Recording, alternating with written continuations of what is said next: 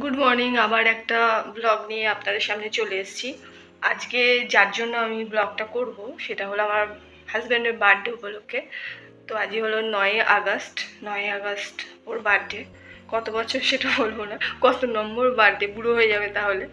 তো আজকে সকাল থেকে, বেশি বড় ব্লগটা বানাবো না, এই ছোটোখাটোর মধ্যেই বানিয়ে দেবো। তো আজকে সকাল থেকে শুরু করলাম। সকাল বলতে কটা দেখাই, দাঁড়ান। এই যো বাজে এখন 10টা 20। না না, 10টা 20 বাজে না, 10টাই বাজে। আমার ঘড়ি একটু ফাস্ট করে রাখি, সময় আগে এগোবো তাই জন্য। মানে ঘড়ি দেখে সবাই এগোয় তো আমাদের ঘরে। তো সেই ঘড়ি দেখলে বুঝবে যা দেরি হয়ে যাচ্ছে, দেরি হয়ে যাচ্ছে। তো এই ভেবে ঘড়ি দেখে একটু তাড়াতাড়ি এগোবে। তো বরকে পাঠিয়ে দিয়েছি অফিসে খাইয়ে দাইয়ে, ছেলেকে এইমাত্র স্কুলে দিয়ে টুকটাক একটু গ্রসারি কিনে ফিরলাম। আজকে ছেলের তাড়াতাড়ি ছুটি, কারণ ওর জিকে এক্সাম, আর আজকেই লাস্ট এক্সাম। বাবা শান্তি, এতদিনকার যুদ্ধ একটা শান্তি হলো। তো সেটা এক্সাম শেষ হবে আজকেই পড়েছে বরের বার্থডে। তো সেই উপলক্ষে কিছু ছোটোখাটো রান্না, আগে থেকে বলবো না, দেখুন সাথে থাকুন, দেখতে পাবেন কি রান্না করি। আর হ্যাঁ, বরের জন্য কি বার্থডে গিফট কিনেছি দেখাচ্ছি।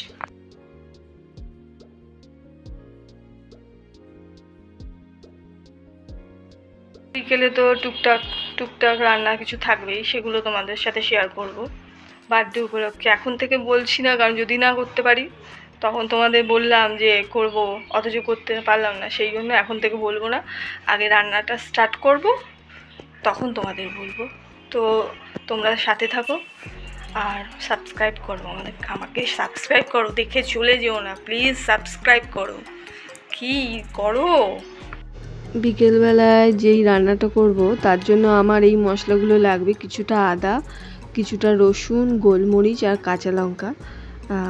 না বলেই ফেলি, আমি রান্না করব বিরিয়ানি আর সাথে চিকেন চাপ। তার জন্যই এই মশলাগুলো কেটে রেখেছি। একেবারেই মশলা করেছি কারণ চিকেনও একের সাথেই ম্যারিনেট করবে। চিকেন চাপের ম্যারিনেশন আর বিরিয়ানি ম্যারিনেশনের চিকেনই এখানে আছে, তো সব একসাথেই মানে ম্যারিনেট করে রেখে দেবো। তাই জন্য এখানে ওই 600-700 মতো চিকেন নিয়ে এসেছি। তো এর মধ্যেই ওই মশলাগুলো দিয়ে দেবো, দিয়ে ম্যারিনেট করে রেখে দেবো। চিকেন আমি আগের দিন রাতেই ধুয়ে ডিপ ফ্রিজে রেখেছিলাম। তাই জন্য একটু বাইরে রেখেছিলাম যাতে বরফটা গলে যায় বা নর্মাল হয়ে যায় চিকেনটা। সেই জন্য সকালবেলায় বার করে রেখেছিলাম। আর ধোয়া ছিল বলে কোনো অসুবিধা, আবার ধুতে হবে এরকম কোনো দরকার ছিল না। সেরকম নর্মাল হয়ে যাওয়ার পরেই এর মধ্যে আমি দই মিশিয়ে নিলাম। তারপরে যেই গোটা মশলাগুলো দেখালাম, ওই মশলাগুলো পেস্ট করেছিলাম, ওই মশলাগুলোও দিয়ে দিলাম। আমি কিন্তু নুন দেবো না, কারণ নুন দিলে না মাংস থেকে জল ছাড়ে, সেই জন্য ওটা পরে দেবো। আর এখানে দিলাম গরম মশলা।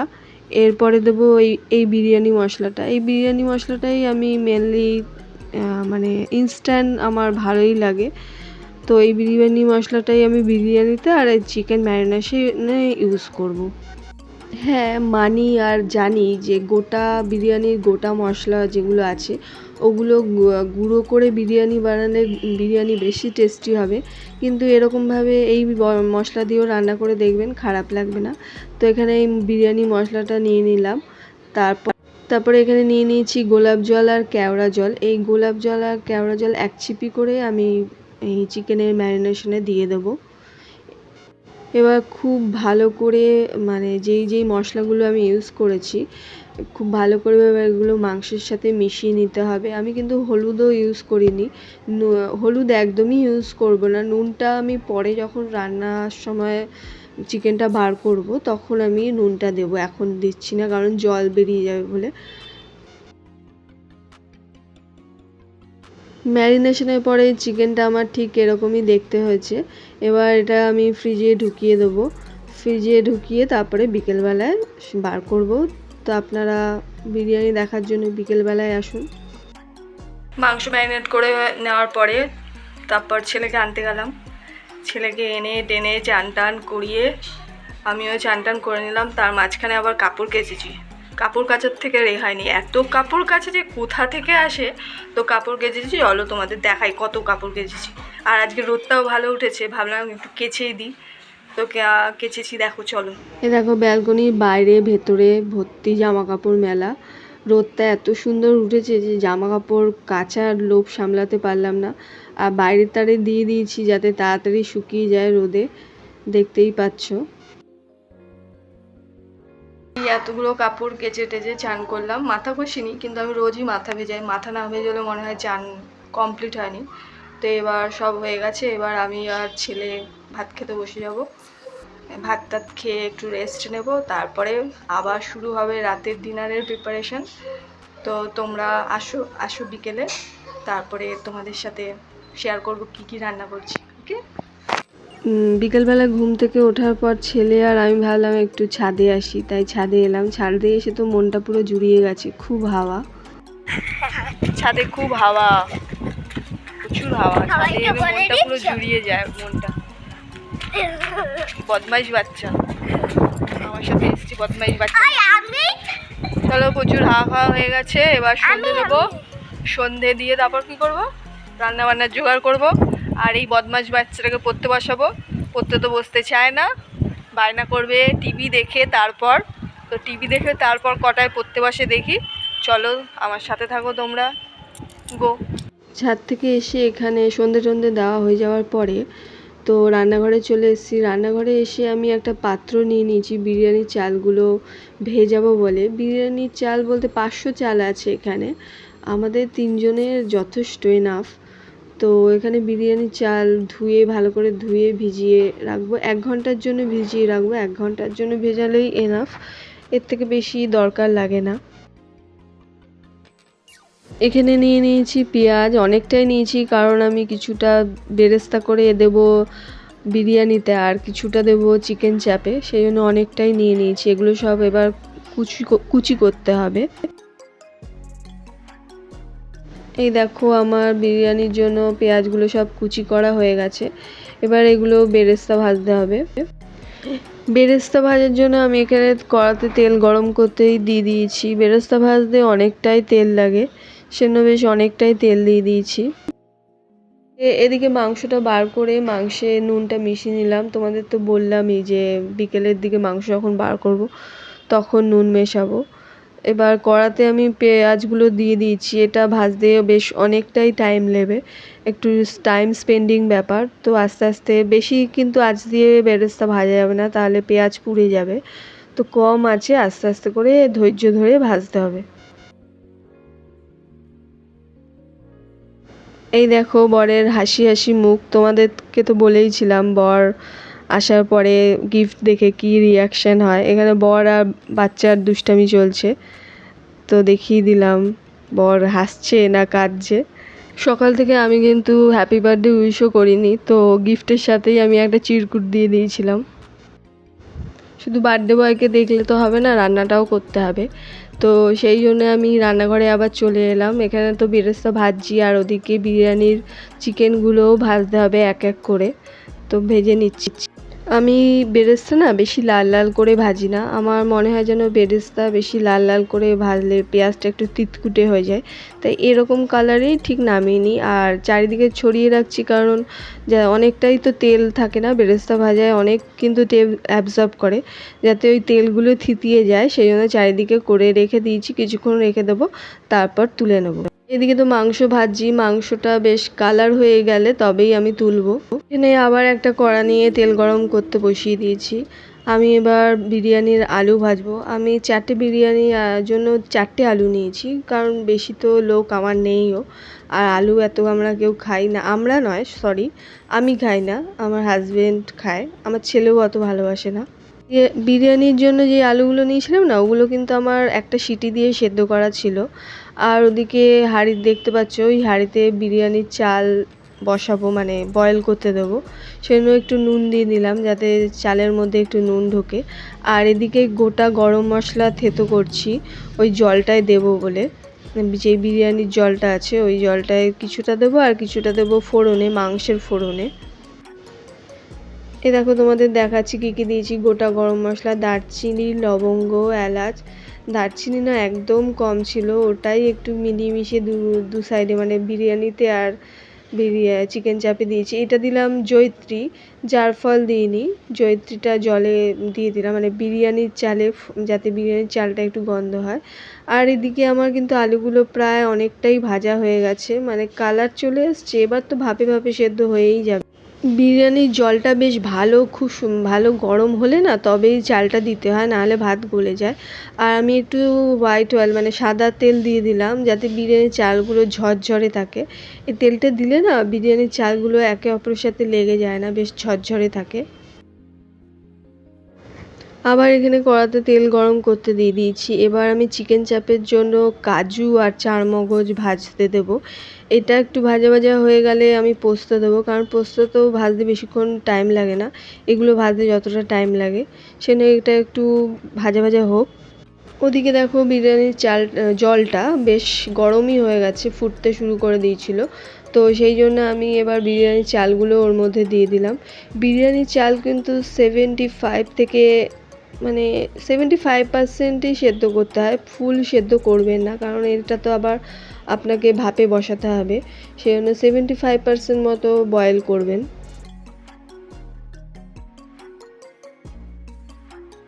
এদিকে আমার কাজু আর চারমগজ ভাজাটা কিন্তু অনেকটাই হয়ে গেছে। এর মধ্যে পোস্ত মিশিয়ে দিলাম।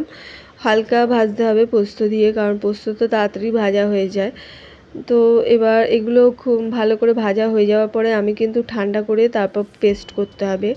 এরপরে আমি এর মধ্যে যেই পেঁয়াজটা ভেজে রেখেছিলাম না, ওটা মেশাবো। আমি কিন্তু এই পেঁয়াজই মেশাবো চিকেন চাপে রান্নার জন্য। আমি কিন্তু কাঁচা আর কোনো পেঁয়াজ ইউজ করব না। এই পেস্টটা বানাতে হবে এবার। পেস্টটা কিন্তু অবশ্যই ঠান্ডা হয়ে যাওয়ার পর, এই মশলাটা ঠান্ডা হয়ে যাওয়ার পর তারপরেই বানাবেন, না হলে মানে মিক্সচারের মেশিনের ক্ষতি, তাই জন্যই বলছি। এদিকে আমার ভাতও পুরো রেডি। আমি ভাতটাকে এবার জল ঝরাতে রেখে দিয়েছি। এবার এখানে একটা বাটিতে অল্প একটু দুধ নিয়ে নিয়েছি, অল্প বলতে হাফ বাটি দুধ মানে হাফ কাপ দুধ নিয়েছি। এই দুধেই মেশাতে হবে গোলাপ জল আর কেওড়া জল। আমি 1 ছিপি মতো গোলাপ জল আর 1 ছিপি মতো কেওড়া জল এই দুধে মিশিয়ে নেব।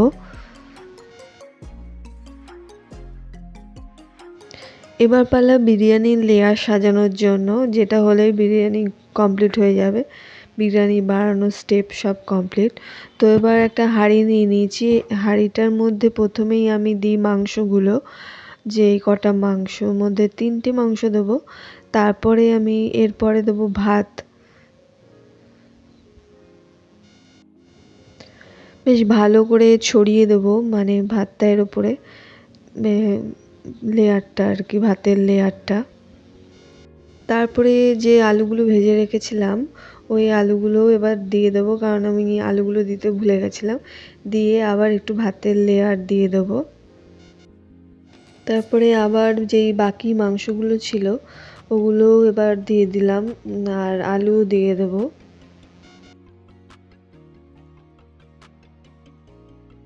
বাকি ভাতগুলো দেওয়া হয়ে গেলে আমি এর ওপরে বাকি বেরেস্তা যেগুলো ছিল ওগুলোও দিয়ে দেবো।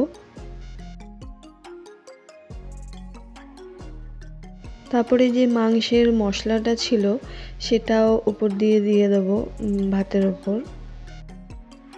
তারপরে দিচ্ছি সেই দুধটা, যে গোলাপ জল কেওড়া জল দিয়ে যে দুধটা বানিয়েছিলাম, সেই দুধটা এর মধ্যে ভালো করে ছড়িয়ে দেবো চারিদিকে। এবার দিচ্ছি মিঠা আতর। মিঠা আতরটা সামান্যই দেবো, জাস্ট 4-5 ফোঁটা এরকম দিতে হবে, বেশি দেওয়ার দরকারও নেই, 4 ফোঁটা যথেষ্টই। এরপরে ছড়িয়ে দিচ্ছি বিরিয়ানি মশলা। এটা হলেই কমপ্লিট আমার বিরিয়ানির সমস্ত লেয়ার। আর এদিকে আমি গ্যাসে কিন্তু একটা চাটু আগে থেকেই গরম করতে বসিয়ে দিয়েছিলাম, তার উপরে আমি বিরিয়ানির হাঁড়িটা বসালাম। আর বিরিয়ানির হাঁড়িটা অ্যালুমিনিয়াম ফয়েল দিয়ে ভালো করে মুড়ে দিলাম। হাঁড়িটা কিন্তু এরকম মানে মাঝারি আছে, আমি প্রায় 15-20 মিনিট বসিয়ে রাখবো, তারপরেই গ্যাসটা বন্ধ করব। ওদিকে বিরিয়ানিটা হতে থাক, এদিকে আমি প্যান বসিয়ে দিয়েছি। এবার চিকেন চাপের জন্য সমস্ত কিছু রেডি করছি। তো প্যানে আমি ঘি দিয়ে দিলাম। প্যানে আমি 1 চামচ মতো ঘি দিয়েছি, তারপরে দিয়ে দিলাম রিফাইন্ড অয়েল। চিকেন চাপ কিন্তু রিফাইন তেলেই আমি রান্না করব। আমি রিফাইন তেলেই করি, সর্ষের তেলে হয় কি না আমার ঠিক জানা নেই। তো রিফাইন তেল দিয়ে এবার ওর মধ্যে গোটা গরম মশলা দিয়ে দেবো। গোটা গরম মশলা বলতে লবঙ্গ, এলাচ, দারচিনি আর জয়িত্রী দিয়েছি। আর বললামই যে আমার কাছে যা দারচিনি কম আছে, তো সেটা একটু অল্পই দেওয়া হলো। ওই তেলে আমি একটু কাশ্মীরি লঙ্কা গুঁড়ো দিয়ে দিলাম। তারপরে যেই মানে পোস্ত, চারমগজ, পেঁয়াজ এগুলো পেস্ট বানিয়ে রেখেছিলাম, ওগুলো এবার ওই তেলে ছেড়ে দেবো। তেলে ছেড়ে দিয়ে হালকা কষালেই হবে, যেহেতু ওগুলো ভাজাই ছিল, তো সেই জন্য এবার দিয়ে ভালো করে হালকা ভাজবো। এটা একটু কম কষালেই হয়ে যাবে, যথেষ্ট। আর মাংসে নুন তো ছিলই, মানে ম্যারিনেট করে রেখেছিলাম, সেজন্য বেশি নুনও দেবো না। মশলা প্রায় মোটামুটি কষানো হয়ে গেছে। এরপরে মশলাগুলো কষানো হয়ে যাওয়ার পরে আমি ম্যারিনেট করা যে মাংসগুলো ছিল ওগুলো একটা একটা করে দিয়ে এবার এর সাথে বেশ ভালো করে কষিয়ে নেব। মাংস দেওয়া হয়ে গেলে আমি ঢেকে দিলাম। 5 মিনিট পরে যখন খুললাম, তো মাংসটা ঠিক দেখতে ঠিক এরকমই হয়েছে, ভালোই হয়েছে আমার তো মনে হয়। আপনাদের কেমন লাগছে আপনারাও কমেন্ট করে জানাবেন। মাংসটা বেশ সফট হয়ে যাওয়ার পর আমি এখানে 1 চিপি মতো কেওড়া জল দিয়ে দিলাম। আমি গোলাপ জল দেবো না, শুধু কেওড়া জলই দেবো। তো আমার মাংস এখানে রেডি টু সার্ভ। এবার দেখবো কেমন হয়েছে খেতে, খাওয়ার সময় বলবো আপনার। বিরিয়ানিও পুরো রেডি সার্ভের জন্য। বিরিয়ানিটা পুরো আধ ঘন্টা আমি বসিয়ে রেখেছিলাম ভাপে। দেখতেই পাচ্ছেন বিরিয়ানিটা কেমন হয়েছে, শুধু দেখছেন, খেতে পাচ্ছেন না, সরি এটার জন্য আপনাদের কাছে। বিরিয়ানি এবার আমি সার্ভ করছি সবাইকে, প্লেটে সার্ভ করে দিচ্ছি। আমার ছেলে তো পেছন থেকে মানে কখন দেবো বলে আমার মাথাটা খেয়ে নিচ্ছে। তো চলুন একেবারে খাওয়ার সময় দেখা হচ্ছে। বরের মুখ থেকে একটু শুনে নিন বিরিয়ানিটা কেমন হয়েছে। খুব ভালো।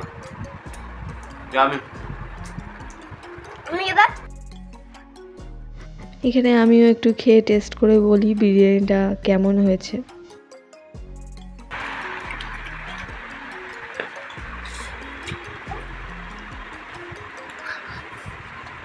দারুণ হয়েছে, নিজের রান্না নিজেই প্রশংসা হচ্ছে, হেভি হয়েছে, হেভি। তো আজকের মতো ভিডিওটা এইটুখানি। বিরিয়ানি খেয়ে, এত সুন্দর বিরিয়ানি খেয়ে আর কথা বলার ইচ্ছে নেই। সুন্দর বিরিয়ানি খেয়ে এবার ফ্রেশ হয়ে ঘুমিয়ে পড়বো।